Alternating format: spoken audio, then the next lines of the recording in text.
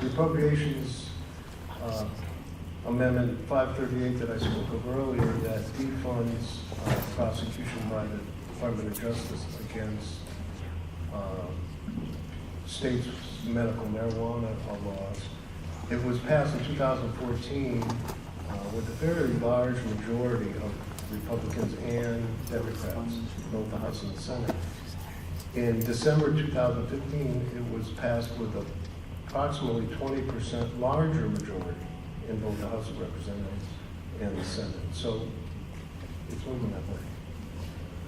So we have about 5 minutes left, unfortunately. So we'll take a question from the audience and then go from there. This will be a really quick question. My name is Aaron O'Neill. I come to you first and foremost as a patient. We've heard from doctors and various people, but I'm a patient. I'm also run a collective called Forefathers Farms.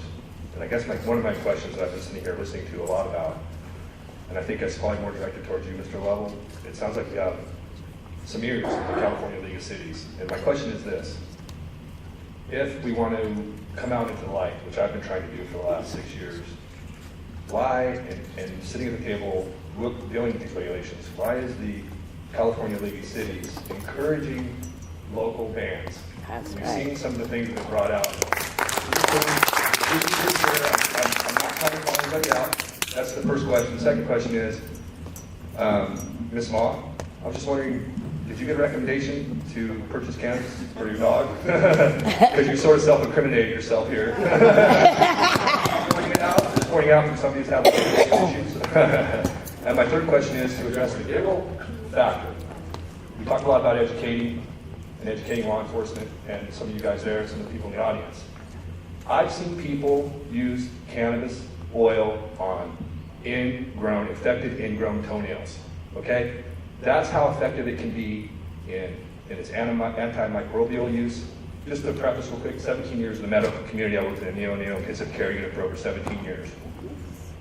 The studies that are coming out of Israel, Portugal, and France right now, I don't really think there's a giggle effect with cannabis and its uses.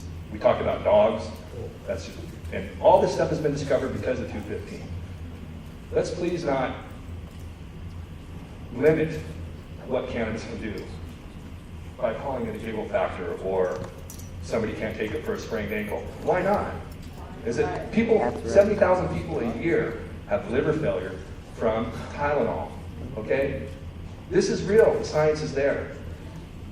Give us a seat at the table with these local cities and bands. Please talk to the California League and let them know that we're concerned and we want to be involved in these. We don't just want to see bans. If you'd seen what happened in Nevada County in the last couple of weeks, it was one of the most awful displays of government I'd ever seen in my life. Absolutely. Right on. Abuse of power.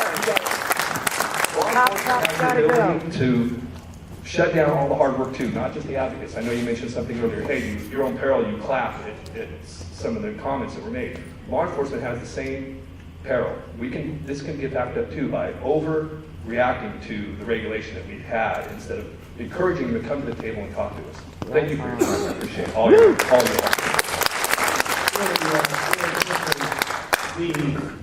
The encouragement that the questioner was referring to goes to a glitch that is in the law itself that was passed last year. The law said that if a city or county did not enact some kind of regulatory scheme or ban by March 1st, forever, they were giving up their regulatory sovereignty over cultivation to the state.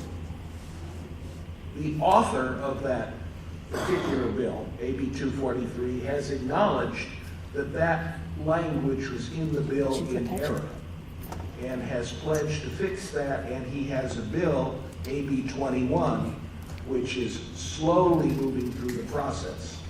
But where you have an urgency from cities is if they don't do something by March 1st, then forever they give up their sovereignty in this area. So that's the ban that the gentleman was referring to, and it was occasioned by a glitch in the law that was passed. I think what you're going to see is cities enacting those bans to protect themselves and then coming back with a regulatory scheme. It is simply not realistic to expect a city to enact an entire regulatory scheme in 2.5 months. So that's the issue there. Now, with respect to the other question the gentleman raised about the many benefits of medical marijuana, with all respect, I think that people would be taken more seriously on that subject if they acknowledge the complexity of the issue. For example, the science is very clear that a child, a minor, someone under 25, who is a regular user of cannabis, suffers a permanent 8-point IQ loss. Now, to put that into context, children in inner cities who are the victims of lead-based paint in their schools only suffer a 7-point loss. But I think that kind of tobacco industry-like deniability defeats your efforts to talk about various benefits, because there's a halo effect attached. And I would just say that, like, paint one broad brush on this whole industry, now that I've learned, I mean, there's like 400 different strains that do all sorts of things, is an educational assignment for all of you to educate all of us. At the local level, cities are usually governed by 5 elected officials, and counties are usually 5 members of the Board of Supervisors. I come from San Francisco, where we had 11 members because we were a combined city and county. And I want to tell you, just based on, because we're San Francisco, this was never an issue, ever. It was always about patient access. It's about how to make it affordable.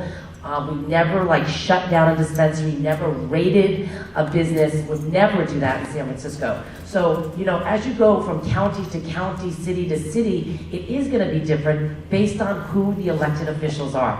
And that's plain and simple. So, to educate, if you have family members that, are actually benefiting from it, and you live in Nevada County, that's actually, a good thing to educate your elected officials about that and allow them to stand, to be able to sit here like me and say, hey, you know what?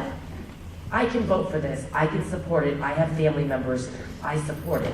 And that's what elected officials need.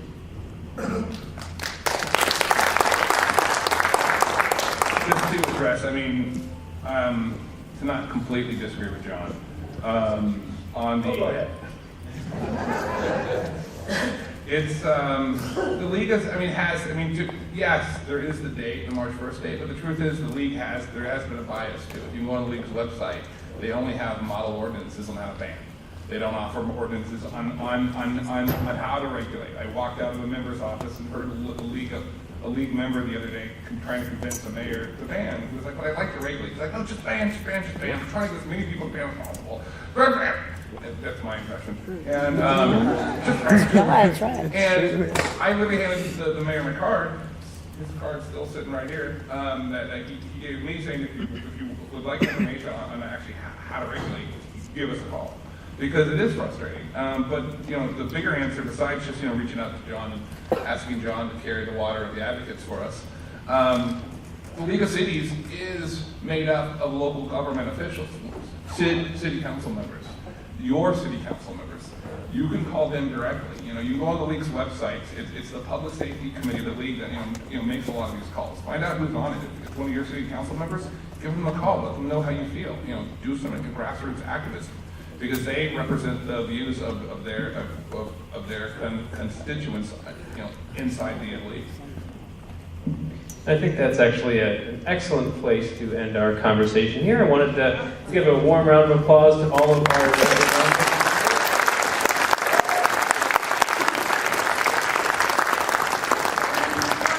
I also wanted to thank especially all of our volunteers that helped us out this morning for all their preparations, very much appreciated, and for the California Cannabis Industry Association for their help as co-sponsors of this event. We hope all of you have a wonderful afternoon at the hearing that's happening at the state capitol. And if you're interested, California Cannabis Industry Association is also having a legislative reception at the Elks Power Penthouse later. And then we'll be back here in the evening. We will be having a benefit concert as well, featuring the Sons of Chaplain and Barry the Fishmelt. So thank you very much, everybody, and hope you have a